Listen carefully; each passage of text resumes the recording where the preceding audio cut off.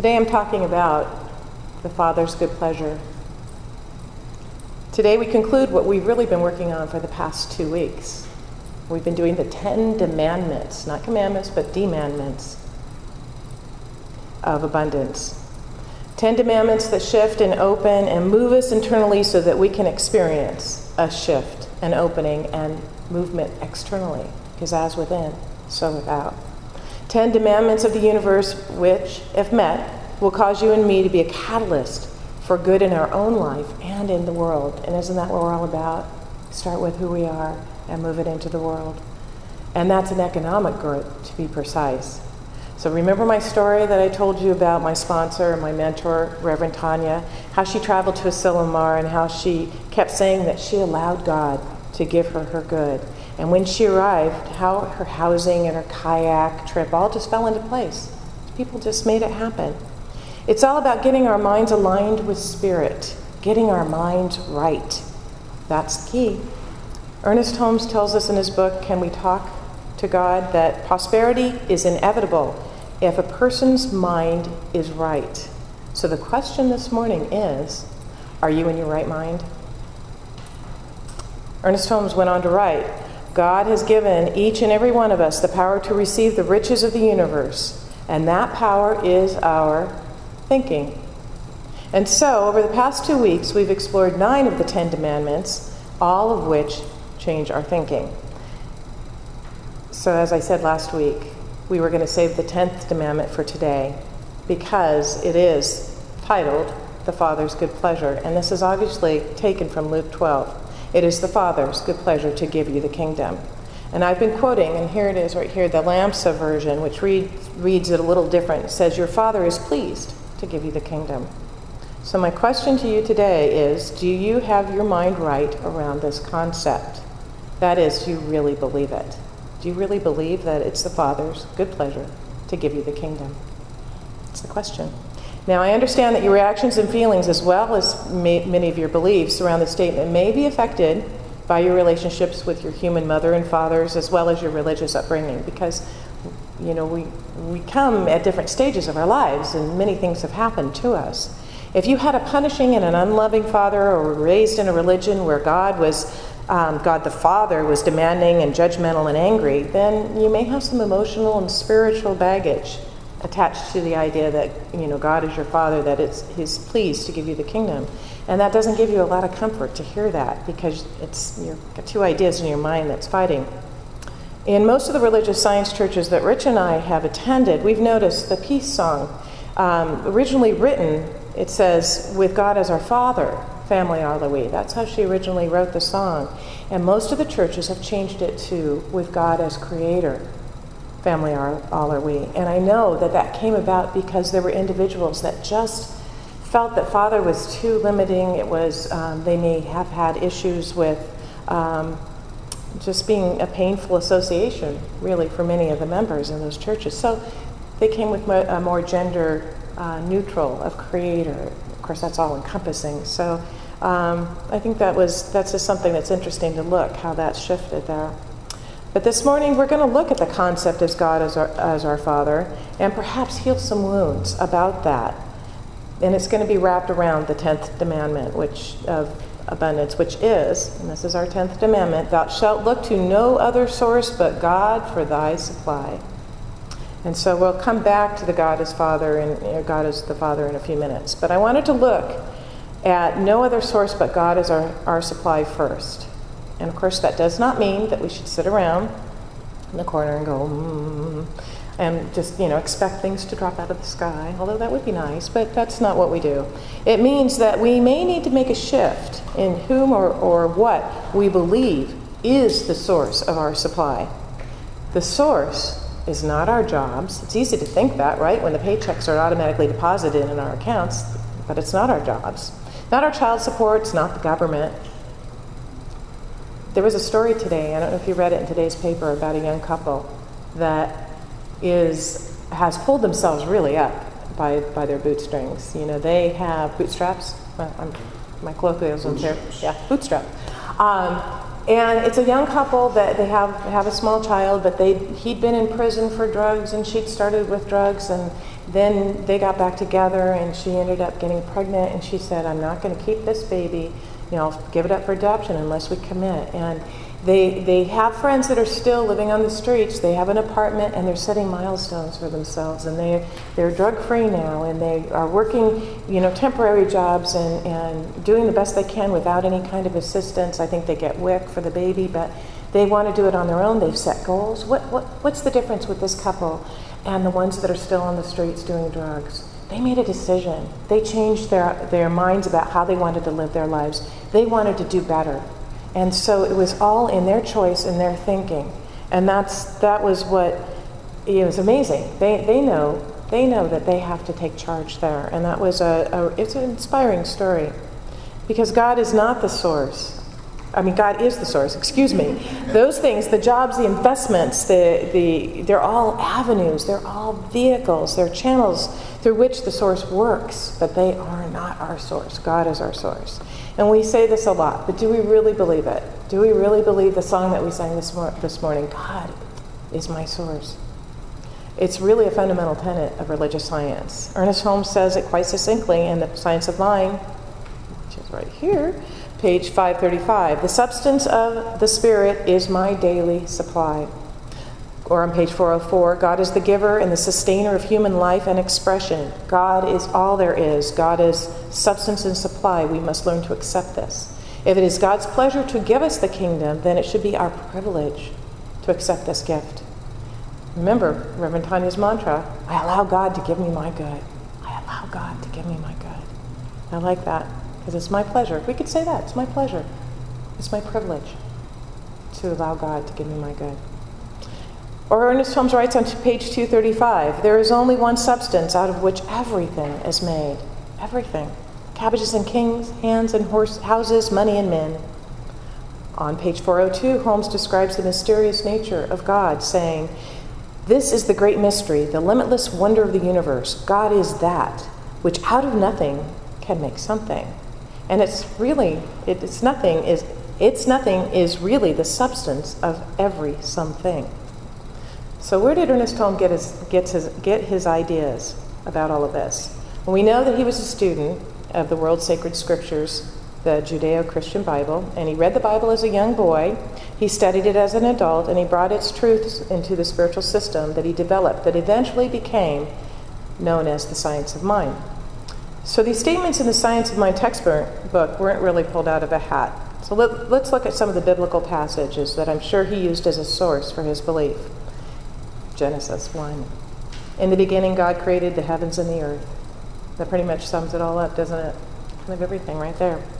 Everything you will ever want, need, or desire is already created. Does that mean that it's already been manifested in the physical form? Does it mean that there was harnessed electricity during Adam and Eve's day? Does this mean that microwaves and televisions and computers were used in Moses' day? Does that mean we currently have all the means, for example, to get us off of the dependency of fossil fuels?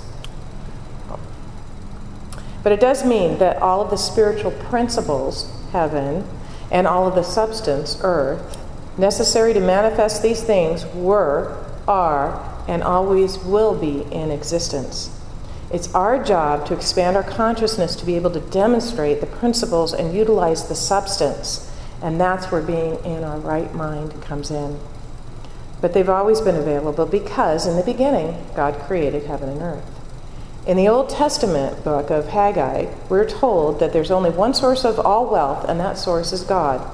The silver is mine and the gold is mine, says the Lord of hosts. So the Bible says that everything has been in existence since the beginning, and everything belongs to God, but it goes even further, and in many places tells us that it's God's intention to supply it to us to meet all of our needs. The substance of the Spirit is my daily supply. Aren't we told in some of the most beautiful words in the Bible, which are found in the 23rd chapter of Psalms, the Lord is my shepherd, I shall not want. Thou preparest a table before me in the presence of mine enemies. Thou anointest my head in oil, my cup runneth over.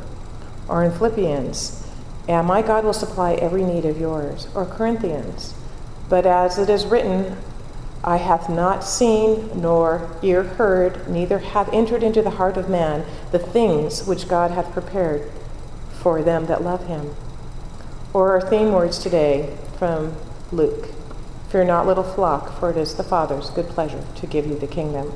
Over and over and over again, we're told in the sacred text of the Bible that God is the source of it all. Everything has existed since the beginning, and God wants to supply it to us to meet our every need, and will just keep pouring it over us. So in order to be truly prosperous in good and economic times and bad, we absolutely must have that shift in consciousness and begin to embody the idea that there is only one source and substance of our supply, and that source is God the Father. Let's take a moment to talk about the creative process. Those of you who've been in Science of Mind classes, we discuss this quite a bit. We know that the gifts have already been given, and it's our job to accept them, but just how do we go about doing that? Jesus was talking about the creative process when he said, "It is done unto you as you believe." So what does it take to have a belief?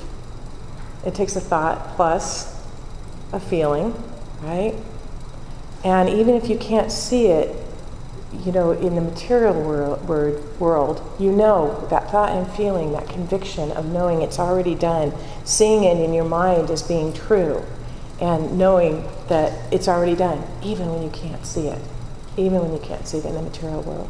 It also may take some time, visualization, affirmations, treatment, whatever it takes to be clear of your truth. And treatment, again, is just affirmative prayer. It's just stating that there's only God, that you and God are one, that whatever it is you desire is already done. We recognize it as the truth, and we accept it as being already done, giving thanks for it because we know gratitude is the key to almost everything. Well, to everything. Gratitude is the key. And then releasing it. So those 5 steps can bring about an incredible shift in consciousness and in the material world. As above, so below. So when we state our truth, the law of mind acts upon it, sets something in motion, and allows our desires to manifest in form. So what if someone says, well, I did all that and I didn't get what I wanted? Thank you for that input into my talk yesterday. My answer would be to ask you to take a moment and to check in with your beliefs. And also realize that God's time may not be your time. Sometimes our timing is off. There's no time in the realm of spirit. We have time, we have demands, but getting in alignment and opening and knowing that all is coming to us and looking for it. We also have another expression, treat and move your feet. So we do our affirmations, we do our visualizations, we do our treatment, and then we move forward. And we start seeing things. And as we see things, we give thanks because gratitude propels us even further. Just remember that God, Spirit, the universe, always says yes. It's always saying yes. We are the ones who must be clear about what we're thinking and asking. Remember, God never moves away from you. If something's not working out, it's because we've moved away from God. It's all about getting into our right mind and being in alignment. So we return to the idea of God as the Father. And when we think of the divine ideal of the term Father, what do we think about? We think provider, protector, supporter, giver. But for those who have fathers who are at the far end of the spectrum from those qualities, having an infinitely larger version of that in the form of God isn't really very comforting, is it? But here's an interesting piece of information. In May 2008 issue of the Science of Mind magazine, Rocco Errico, he's an Aramaic scholar. He tells us that when Jesus referred to God as Father in the context of his language and time, it was a term of endearment and not necessarily reference to God in a masculine role. Father simply meant beloved. Errico wrote that among Aramaic and Arabic-speaking people, sisters, brothers, mothers, fathers called each other father in their language. One sister will call her sister father, a mother will call her son father, even a father will call his son by that endearing term. So try this on for size. Fear not, little flock, for it is your beloved's good pleasure to give you the kingdom. How does that feel? Does that feel better? It is your beloved's good pleasure to give you the kingdom. How does it feel to know that you are the one in whom the beloved is well pleased? Does that feel good? Can you accept that all the good there is has already been given and it's up to you to accept it? On a recent Oprah Soul Series episode, Oprah was interviewing, and I mentioned this, Marianne Williamson, who wrote the book Return to Love. It was a 20-year reunion for them. It was kind of neat. And Marianne was talking about God's will for us. And we know that since there's no separation, that God's will and our will for our highest and best expression are one. And Marianne used the metaphor that God's will was like a big computer file, and out there in the substance of spirit, filled with all of the information that we need to live a healthy, happy, joyous, prosperous, wise, and peaceful life. And it's just waiting for us to download it. And I love analogies that have to do with computers. So Holmes writes on page 486, God's will for his creation, which I'm going to read. Let's see, page 486. I was going to type it all in, and I thought, I'll bring the book. I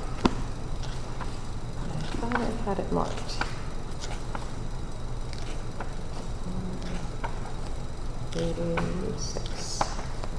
Okay. If God be for us, who can be against us?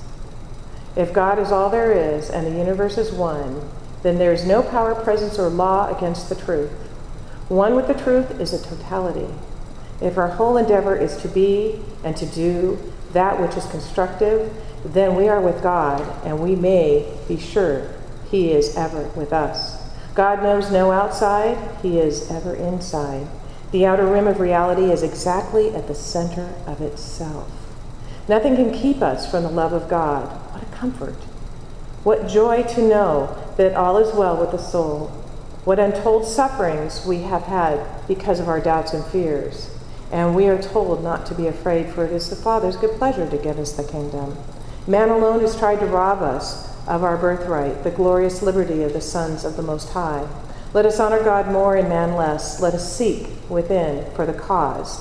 It can be found in no other place. There is nothing that can keep us from this inner vision of the eternal reality. So I'd like to conclude by reading the meditation that's in Science of Mind on page 535. The substance of the Spirit is my daily supply. I cannot be without my good.